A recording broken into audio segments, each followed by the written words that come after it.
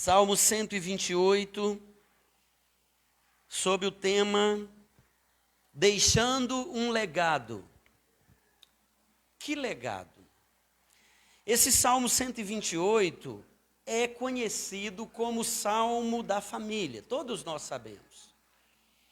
É um salmo que traz um retrato fiel, um retrato tirado do céu, uma imagem perfeita, uma representação perfeita de uma família unida, de uma família próspera, de uma família feliz. Do início ao fim, esses salmos são promessas, são bênçãos de Deus, felicidade, sucesso, longevidade, união, frutificação. E o salmo fecha com uma palavrinha que está tão escassa. Quantas pessoas estão com escassez de paz? E o salmo fecha dizendo: paz sobre Israel, paz sobre a família, porque nós somos o Israel de Deus. Nós temos um jovem aqui que chama Israel. Não é só sobre o jovem Israel, é sobre todo Israel, é sobre cada um de nós, é sobre a nossa casa. Esse salmo, meus irmãos e irmãs, é o retrato real, é a vida real de uma família bendita, da família da promessa. Como é a família que teme ao Senhor? Como é essa família? Qual é o retrato dessa família? Nós temos no Salmo 128 esse retrato. Deus havia dito para Abraão, sabe, João? Deus tinha dito para Abraão lá em Gênesis, no capítulo 12, no versículo 3. Em ti, olha Abraão, em ti serão benditas todas as famílias da terra. Todas as famílias da terra. Podemos dizer que todo mundo, se você perguntar por aí, todo mundo deseja ter a felicidade no lar. Deseja ter uma família unida, uma família feliz, uma família que transborda de frutos de alegria, de contentamento, de gratidão. Todos desejam esse lar feliz. Ter um bom trabalho, ter um bom resultado do trabalho, ganhar um bom dinheiro, ter uma boa esposa, ter bons filhos, ter um bom marido, ter a presença de Deus como aquele que é o centro do nosso lar e da nossa família. Como diz o poeta, né? Ter uma casinha branca de varanda, um quintal e uma janela para ver o sol nascer. Todo mundo quer plantar e colher, quer ter um pedacinho para chamar de seu, uma terrinha, quer ter uma janela para ver a rua, para ver o sol. Todo mundo tem esse sonho, todo mundo tem esse anseio de ver na família a concretização das bênçãos de Deus. Alguém certa vez disse que a verdadeira felicidade está na própria casa, nos corredores, nas portas que ainda estão fechadas, nos sorrisos que às vezes aparecem, às vezes assim espontaneamente, por causa de um pet, de um bichinho que fez uma graça, por causa de um videozinho que acabou de assistir. Ali tem sorriso. E a família precisa aprender a encontrar essas alegrias que estão perdidas, desencontradas. Alguém alegre num quarto de portas fechadas, outro alegre em outro quarto também de portas fechadas, e muitas vezes com fone de ouvido, desconectado do lar, da casa e da família. O médico, escritor, famoso no Brasil, chamado Augusto Jorge Cury. O Augusto Cury, ele mesmo, num dos seus livros, ele disse: se você passar por uma guerra no trabalho, mas tiver paz quando chegar em casa, você será um ser humano feliz. agora. Se você tiver alegria fora de casa e viver uma guerra na sua família, a infelicidade será a sua amiga. Eu queria que a gente pensasse hoje, no primeiro domingo de novembro, o ano está caminhando para acabar, e nós podemos olhar e analisar a nossa casa. Como é que foi esse ano? Como que a gente viveu os almoços, os jantares, os cafés, as chegadas, as saídas? Como que a gente viveu em família? Será que nós podemos dizer que a nossa família foi um lugar de alegria? Um lugar bendito? Será que nós podemos dizer que nós somos felizes em família? O salmista diz que é feliz, é bem-aventurado aquele homem que teme ao Senhor e anda nos seus caminhos. A palavra teme, ou o verbo temer, e aqui essa expressão, né, teme ao Senhor, é a palavra que é traduzida do hebraico para o português, que significa um amor reverente. É você considerar as coisas de Deus com uma reverência, um respeito, um temor, que leva você à obediência. Bem-aventurado aquele que teme ao Senhor e anda. Ele não para apenas no teme ao Senhor, ele anda. Ele se movimenta na vontade e na lei do Senhor. Pastor, o senhor não disse que o tema seria deixando um legado? Que legado? Sim, eu não esqueci. Será que a gente entende a grandeza desse projeto chamado família? Será que a gente já se deu conta que nós somos alvos dessa promessa de sermos famílias benditas da terra, benditas do Senhor? Será que nós já entendemos que num mundo todo maluco, um mundo todo complicado e conturbado, a nossa casa, a nossa família será um retrato daquilo que Deus planejou? Será que nós podemos tirar uma foto? Ou será que uma equipe de televisão pode passar uma semana lá na nossa casa para ver como que a gente acorda, como que a gente toma café, como que a gente almoça, como que a gente lida com as demandas de escola, de trabalho, de lavar roupa, de lavar vasilha, de dar faxina na casa, de manter os bichos limpos, alimentados, de recolher o lixo, de manter o quintal tudo limpinho e ajeitado? Será que a nossa casa é um retrato desse salmo, dessa felicidade, desse temor do Senhor? Meus irmãos, a nossa história está passando. E a configuração atual da nossa família também está passando. As crianças estão se tornando adolescentes, estão falando de namorar. Meu bebezão já está falando de namorar, está evangelizando um jovem aí. Os adolescentes vão ficando adultos, jovens, já vão planejando casar. Meu bebezão do mês já está falando de casar também, mas um tal de Juninho do cabelo vermelho. A nossa família está sofrendo mudanças, e isso é natural. É natural que isso aconteça, meus irmãos. A pergunta é: qual o legado estamos deixando para os nossos filhos e netos? Qual a herança? Qual o valor? Qual legado está sendo passado de nós para os nossos filhos? A palavra legado significa algo de valor, material ou imaterial, que é deixado pelos pais aos filhos e netos. A palavra legado é aquilo que é transmitido como herança. Herança familiar, sejam bens e ou cultura, costumes, valores, princípios. Qual o legado estamos deixando para os nossos filhos?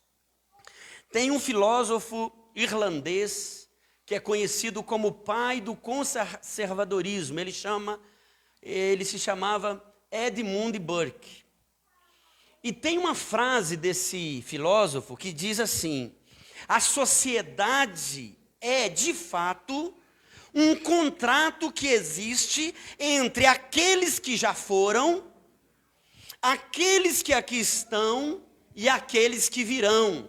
Ou seja, um contrato que traspassa ou que transcende gerações. Aqueles que viveram e já partiram, aqueles que estão vivos e aqueles que ainda hão de nascer. E nós podemos usar a frase desse filósofo e aplicar essa reflexão para as nossas famílias, bem como para nós como igreja. O que nós somos hoje é aquilo que nós recebemos. Alguém deixou para nós uma plataforma, uma igreja. Alguém deixou para nós um lugar para a gente adorar. E para a gente falar bem alto pro barulho do som, a gente ganhar do som lá da fora, né? Olha só, o homem já chegou lá na praça, mas o barulho está aqui dentro ainda, né? Fala com ele que o período de louvor já acabou. Agora é a pregação. Se nós estamos aqui é porque alguém deixou para nós um legado. Alguém que não está mais entre nós dedicou a sua vida para deixar para nós um legado, meus irmãos. E o que nós estamos fazendo hoje vai ficar também para os nossos filhos e para as futuras gerações. Quem vai prosseguir com a missão de Deus na sua casa? Quem vai dar continuidade a esse legado de ser uma família bendita do Senhor? De ter o Senhor como centro da casa, da família, dos momentos alegres e difíceis da casa, e também como igreja aqui neste lugar. Quem vai dar sequência ao legado que a gente recebeu quando nós não estivermos mais aqui? O salmo inicia dizendo: bem-aventurado aquele que teme ao Senhor e anda nos seus caminhos. Perceba que tudo que vem a seguir, o restante, o resultado, a herança, o legado, as promessas, os frutos da vida daquele que teme ao Senhor e anda nos seus caminhos. Todo o resultado dos versículos 2 em diante é porque começou dizendo que existe um homem que é descrito aí como aquele que teme ao Senhor e anda nos seus caminhos. Será que a gente pode arrancar o aquele aqui e colocar o nosso nome no lugar? Você que é pai, você que é esposo, você que é homem, será que você pode arrancar esse aquele e colocar o seu nome aí como um homem bem-aventurado que teme ao Senhor e anda no caminho do Senhor? Esse do versículo 1 é um homem bem-aventurado. É esse homem que anda na presença do Senhor. A primeira coisa que nós aprendemos nesse salmo é que Deus, Ele não começa pelo meio, Ele não começa pelo fim. Deus começa pelo começo. Parece que eu estou falando obviedades. Mas, irmãos, quantas vezes nós queremos ver a obra de Deus lá na frente. Nós queremos chamar Deus para um momento da nossa vida, mas nós não começamos com Deus. A gente quer o agir de Deus em algum momento. É num casamento, é num batizado, é numa festa, é numa formatura, é num momento de enfermidade, é num momento de crise financeira ou sei lá qual. E a gente corre até Deus buscando uma solução de emergência. E a pergunta é: será que a gente começou bem? Será que a gente entendeu que Deus, Ele começa com o homem? Deus começa pelo começo. A estrutura da família recai sobre o homem. O eixo que sustenta a família bendita do Senhor é esse homem bem-aventurado, que teme ao Senhor e que anda nos seus caminhos. Esse homem se posiciona. Nós temos ouvido muito isso recentemente, né? Qual que é a sua posição? Especialmente no que diz respeito à situação política do nosso país. Qual que é a sua posição? E às vezes, politicamente, nós nos posicionamos. Mas será que como um homem bem-aventurado, que teme ao Senhor e anda nos seus caminhos, será que a gente já se posicionou em nosso lar? Esse abençoado sabe o valor da família. Esse homem de Deus tem compromisso com Deus. Quer ver um exemplo de um homem na história que se posicionou? João, abra em Josué. Igreja, abra em Josué. Josué capítulo 24. Josué capítulo 24, versículo 14.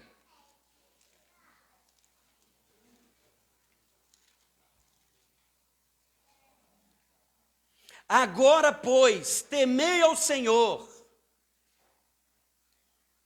Renovação da aliança.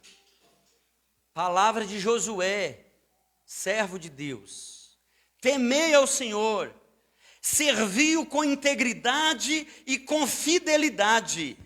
Deitai fora os deuses aos quais serviram vossos pais, da além do Eufrates e no Egito, e servi ao Senhor. Nem sempre o legado que a gente recebeu é para continuar. Deitai fora os ídolos, os deuses que os vossos pais serviram. Versículo 15, João. Porém, se vos parece mal servir ao Senhor, escolhei hoje. Olha o posicionamento.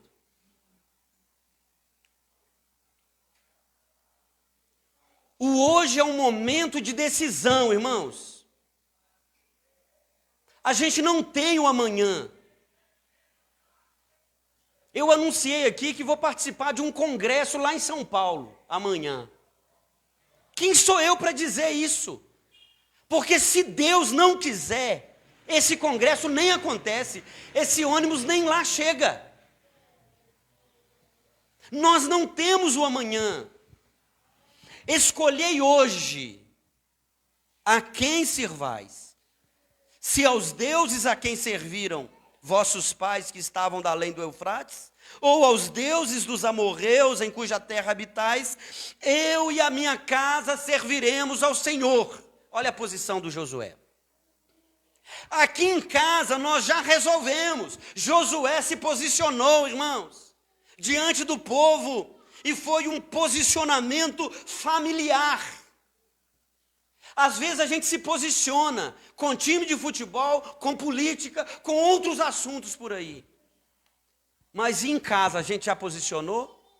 Eu e a minha casa serviremos ao Senhor. Aqui em casa já temos um lado. Aqui em casa já temos um legado. A nossa família é família bendita do Senhor. Quantas vezes falta na família alguém para ser o elo de ligação, porque está todo mundo repulsando, está todo mundo empurrando. Ninguém é usado para ser uma cola, para ligar, um grude para ligar um no outro, para fazer de momentos separados de cada um momento conjunto de todos. O que é que nós estamos esperando, irmãos? A sociedade está aí, a gente vê que cada dia está de mal a pior. As famílias já não têm comunhão. O Salmo fala de uma união, de uma família presente, de filhos ao redor da mesa, uma esperança que o povo de Israel alimentava, porque eles entendiam que eram famílias benditas do Senhor. E não existe uma família bendita do Senhor se essa família está desunida. E olha aqui, ó, a coisinha que está desunindo as famílias aqui, ó. Olha a marca da besta que eu já falei várias vezes, ó. Mês que vem é meu último mês, eu vou falar mais algumas vezes. Olha a marca da besta. Olha os TikTok do inferno que está roubando você, o seu tempo. Você não vive mais, você não cuida mais da sua saúde. Você não tem tempo mais, apesar da tecnologia ter sido inventada para facilitar a nossa vida. A roupa agora tem uma máquina que faz os passo a passo lá. Você pôs o amaciante, você pôs o sabão em pó, você abriu a água, ela recebe a água, deu a medida, ela para de receber a água, ela bate a roupa, ela deixa a roupa descansando, ela expulsa aquela primeira água, ela recebe a segunda água. Ou seja, é uma empregada doméstica. É a dona Brastemp, a senhora Electrolux, está lá, sua amiga, sua ajudante. Mas enquanto ela está fazendo aquele serviço que você ia tomar um tempo, levando a sua trouxa de roupa lá para o bicão, lá para o meio, encontrar um filete de água para poder bater sua roupa ali, tem uma máquina que está fazendo isso para você. Mas a sua vida melhorou? Você tem mais tempo? Olha só, irmãos, quanto mais inventa panelas, né? Tem panelas elétricas para tudo, para cada prato, para cada arroz, para cada feijão, para cada pressão, para cada cardápio. Tem uma panela para trabalhar. Você só dá o comando e coloca lá que ela se vira. E você tem mais tempo para ficar feito besta, com a marca da besta na sua fronte, na sua mão direita. O que está faltando para a gente entender que o mundo está esse caos? E sabe onde as pessoas vão buscar socorro? Aquelas que não sabem clamar ao Deus de Abraão, de Isaac, de Jacó, de Josué, vai entrar por essas portas aqui, vai bater lá na sua casa. Vocês é da igreja, né? Ora por nós. Meu marido está transtornado lá, não sei se é um espírito que pegou ele. Vai lá orar por ele.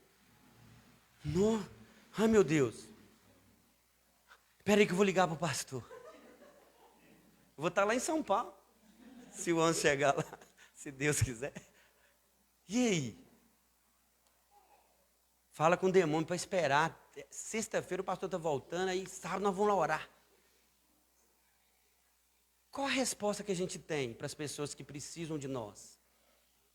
Será que a gente está entendendo, irmãos, que a batalha ela é muito maior do que apenas uma batalha política? É sim um contexto de volta do Senhor Jesus. O mundo está maluco, irmãos. As pessoas estão perdidas, literalmente. O amor já esfriou, não está esfriando, não, já esfriou. Será que tem amor ainda lá na sua casa? Será que ainda tem amor em nossa família? Será que a gente entendeu que a missão ela é o lar? Deus não começou com a igreja. Lá em Gênesis não tem a igreja presbiteriana.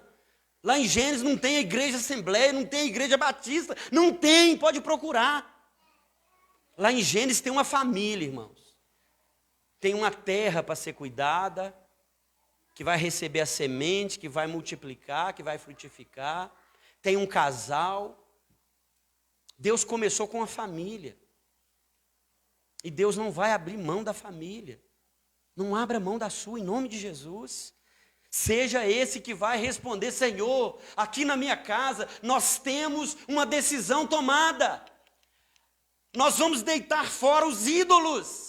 Não importa como eles vêm, se é no holograma, se é numa imagem 4K da sua televisão ou do seu smartphone. São deuses modernos que estão roubando a sua vida, estão sugando você. Lembra do jovem rico? Quando Jesus conversou com ele, sabe o que ele respondeu? Eu tenho guardado todos esses mandamentos. E às vezes nós estamos ensinando os nossos filhos a guardar os mandamentos. Pastor, mas isso não é suficiente? Não, porque se o coração deles ainda não ama o Senhor, se eles não amam o Senhor de todo o coração, de toda a alma, de todo o entendimento, vai ter outro alvo do amor deles. E por mais que eles sejam religiosos, conhecedores da Bíblia, como aquele jovem rico era, o coração dele estava na sua riqueza, nas suas propriedades. Aqueles pais falharam, ensinando apenas a lei, esquecendo o coração daquele menino. Será que a gente já entendeu que a resposta virá de Sião? O mundo, as nações virão a Sião para procurar a lei, para saber o que está acontecendo. O que está acontecendo no mundo? Pergunta lá para o seu pastor, responde para mim. Você que é da igreja, o que está acontecendo no mundo? Eu não sei, eu estou mais perdida também, até fui no psiquiatra esses dias, eu estava tomando 2 remédios, agora eu estou tomando 4. Porque eu estou ansioso, eu estou preocupado, eu estou angustiado. Onde está o nosso tesouro, ali estará o nosso coração. Não podeis servir a 2 senhores, ou há de aborrecer um e agradar o outro, ou há de agradar o um e aborrecer o outro. Será que o nosso lar, será que a nossa família tem sido uma família que gera frutos de valores para o reino de Deus? Será que nós estamos traduzindo para os nossos filhos o temor do Senhor, a fé no Senhor, o zelo pelas coisas do Senhor? É isso que o Salmo 128 diz. Que esse homem que teme ao Senhor, ele é feliz, ele é bem-aventurado. A sua esposa, no interior de sua casa, 128, versículo 2, João, será como a videira frutífera. Olha que figura linda, irmãos. A tua esposa, no interior da tua casa, será como a videira frutífera. Jesus disse, eu sou a videira verdadeira. Olha que comparação maravilhosa de uma mulher frutífera com as virtudes de Cristo, os filhos como rebentos de uma oliveira, olha, de algo precioso na cultura do Oriente Médio, né? Esses filhos estarão como rebentos da oliveira, à roda da tua mesa, eis como será abençoado o homem que teme ao Senhor. E aí eu pergunto, né, nesse mundo tão maluco, será que uma séria consequência da deteriorização, da degradação familiar, não está na falha de nós homens, não está na falha dos homens em buscar a Deus e em se interessar pelas coisas de Deus? Será que a gente entendeu isso? Será que os nossos filhos continuarão servindo a Deus depois que a gente morrer?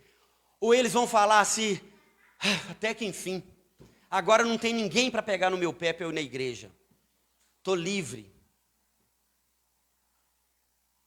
Misericórdia, não é, irmãos? Juízes, capítulo 2, versículos 8, 9 e 10. Olha aí. Juízes, capítulo 2, Josué se posicionou em Josué 24. Você passa algumas páginas. Se o 24 é o último capítulo do Josué, a hora que você vira 1 ou 2 páginas, você está no capítulo 2 de Juízes. Olha o que diz no versículo 8. Faleceu Josué. Antes de morrer, ele disse, eu e a minha casa serviremos ao Senhor. Faleceu Josué, servo do Senhor, filho de Num, com a idade de 110 anos. Versículo 9.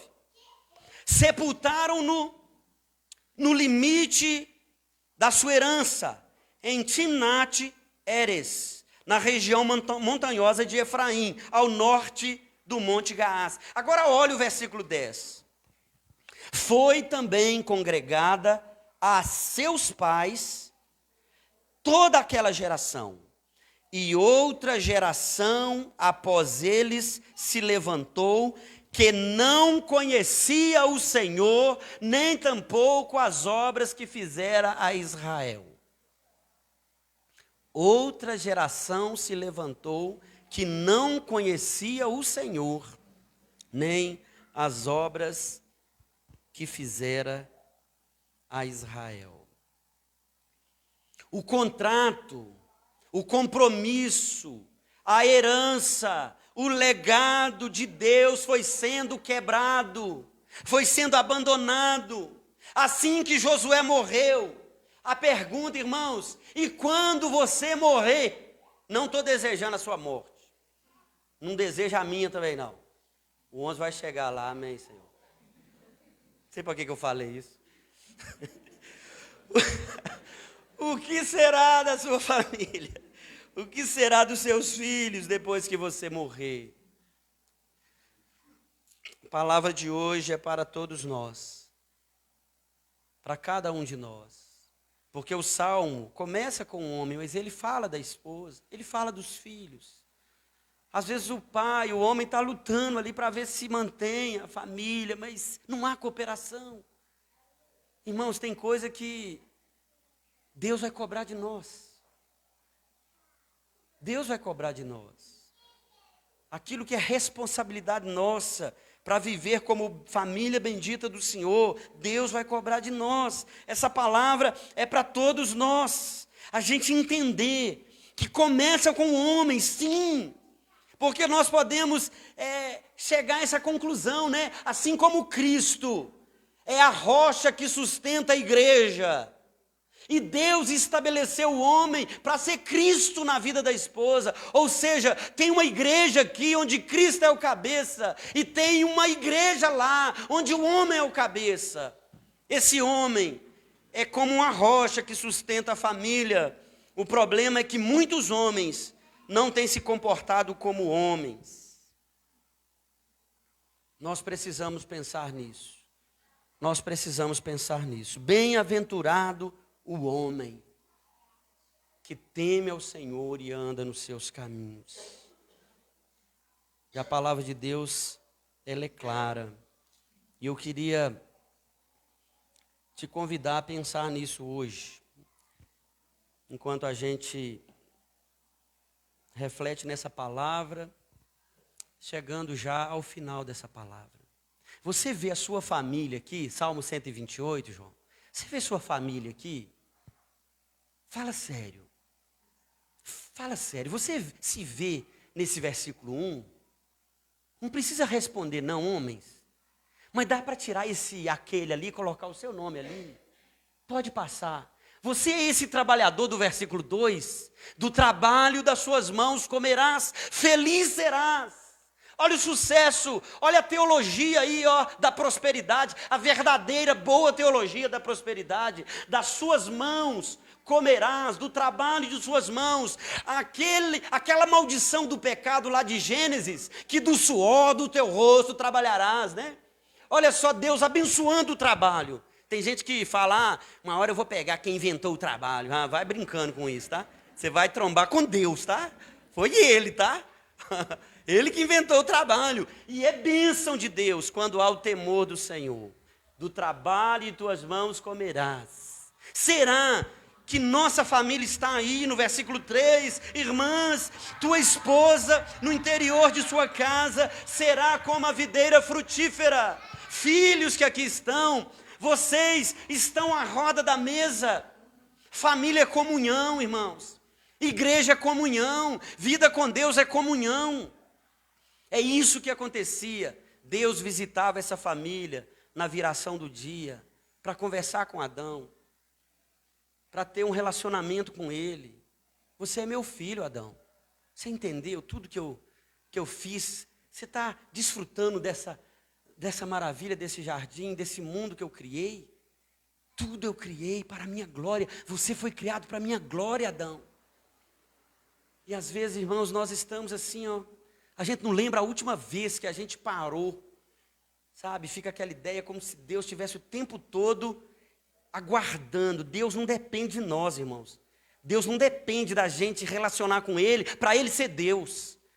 Não falta nada para Deus. Ele é completo, é pleno. É por isso que é o Pai, o Filho e o Espírito Santo. Eles têm profunda comunhão um com o outro. Mas esse relacionamento nosso com Deus vai nos curar. Sabe essa paz sobre Israel aqui? Essa bênção da gente ter paz para deitar, para sair, para chegar, para votar, para vender, para comprar. A gente ter paz. Saber que Deus é Deus e aqui não é o nosso lar. Paz sobre Israel, ver os filhos dos seus filhos. Será que nós vemos a nossa família aí no versículo 4, né? Eis como será abençoado o homem que teme ao Senhor. Eu queria te convidar a que possamos fazer uma oração neste momento. Eu comecei dizendo de um legado, de uma herança, de algo que a gente vai deixar. Será que a gente já pode morrer? Já tem um legado? Já tem uma semente viva, divina no coração dos nossos filhos? Será que a gente já pode partir? Ou se a gente começar a sentir mal para morrer, a gente vai começar a pensar, meu Deus, eu queria falar isso para minha filha antes de morrer. Fale hoje. Não espera não. Eu queria ter uma conversa séria de homem para homem com meu filho, antes de eu morrer. Não espera. É hoje. Não espera amanhã não. Eu preciso pôr um fim numa inimizade entre eu e meu irmão. Faz a sua parte. Faz isso hoje, não espera amanhã não. Põe em ordem, porque os dias estão abreviados.